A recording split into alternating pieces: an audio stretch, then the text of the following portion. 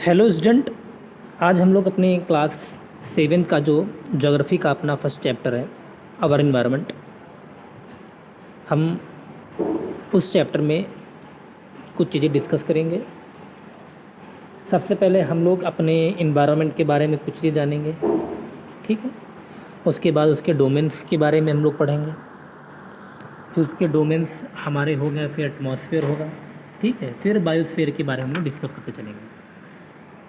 तो सबसे पहले अगर मैं बात करूं कि थोड़ी सी नॉलेज की बात कि अगर मैं बात करूं कि 22 अप्रैल को क्या मनाया जाता है, what is celebrated the 22 April, earth day, आपको याद रखना है। अब हम बढ़ते हैं आगे अपने चैप्टर में। देखिए, ध्यान समझते चलेंगे। The earth is the home of human beings and other living organism. जो अर्थ है हमारी ह्यूमन बींग्स और जो अदर्स लिविंग बींग और लिविंग ऑर्गेनिज्म है उनके लिए होम है।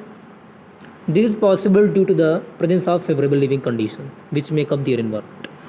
और ये तभी पॉसिबल हुआ है क्योंकि यहाँ पर फेवरेबल लिविंग कंडीशंस है हमारी अर्थ पर, which make up their environment, जो कि इन्वायरमेंट के रूप में है।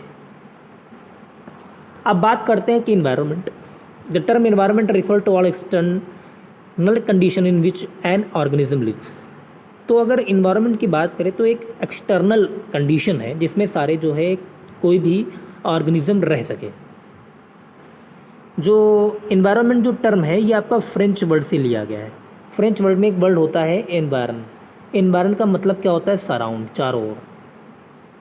तो जो फ्रेंच वर्ड है उस फ्रेंच वर्ड से एनवायरन लिया गया है और उसी से ही इन्वायरमेंट बना है। अब बात करते हैं हम लोग natural environment. Natural environment includes N organisms physical and biological environment. Natural environment में क्या क्या होती हैं? ऑर्गेनिज्म के फिजिकल और बायोलॉजिकल दोनों का इन्वायरमेंट होते हैं। Physical environment comprise the non living और biotic component like land, water and air, ठीक। फिजिकल इन्वायरमेंट में क्या क्या चीज़ें आती हैं? अबायोटिक, नॉन लिविंग बोल सकते हैं उनको, जैसे कि लैंड, वाटर, एयर, ठीक है। It's also known as the habitat of organism, okay. Biological environment दो टाइप के। नेचुरल इन्वायरमेंट में दो टाइप के पढ़ना है हमको, फिजिकल और बायोलॉजिकल। फिजिकल में होते हैं नॉन लिविंग्स और बायोलॉजिकल में होते हैं, हम समझ सकते हैं, लिविंग। हम ये मोटे मोटे वर्ड में बोल सकते हैं, लिविंग होते हैं, उसे हम लोग नेचुरल इन्वायरमेंट बोलते हैं। नेचुरल की बात करूं अगर मैं, नेचुरल इन्वायरमेंट की बात करूं तो दो टर्म इसमें यूज़ कर रहे हैं, एक फिजिकल इन्वायरमेंट और एक बायोलॉजिकल इन्वायरमेंट। फिजिकल में क्या होगा? जो आपके नॉन लिविंग्स आपके टर्म में यूज हो रहे हैं, ऑर्गेनिज्म, ठीक है। ऑर्गेनिज्म नहीं, वो हम बोल सकते हैं उसको हैबिटेट। और बायोलॉजिकल में हम बोल सकते हैं कि लिविंग। नेक्स्ट टर्म यूज रहा है ह्यूमन इन्वायरमेंट। ह्यूमन इन्वायरमेंट की बात करेंगे तो किससे बनता है? ये ह्यूमन बींग्स बनता है, okay.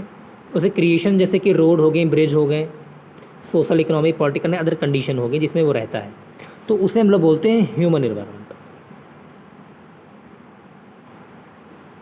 There is an interdependence of two component.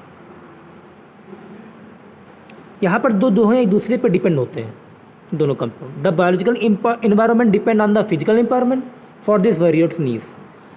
जो बायोलॉजिकल इन्वायरमेंट है वो फिजिकल इन्वायरमेंट पर डिपेंड होगा और जो फिजिकल इन्वायरमेंट होगा वो बायोलॉजिकल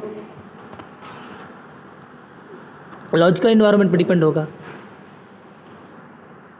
अब हम देखेंगे, जिसमें बात करता हूँ कि if the two interact with one other to the biosphere in in matter of energy. Group of plants of animal depend on each other for shade, support and food requirement. In the biosphere and given area, plant life, animal life, their physical environment with their extraction from an ecosystem। तो जो हम ये देखते हैं कि जो physical environment और जो आपका बायोलॉजिकल इन्वायरमेंट होता है एक दूसरे पर डिपेंड होते हैं।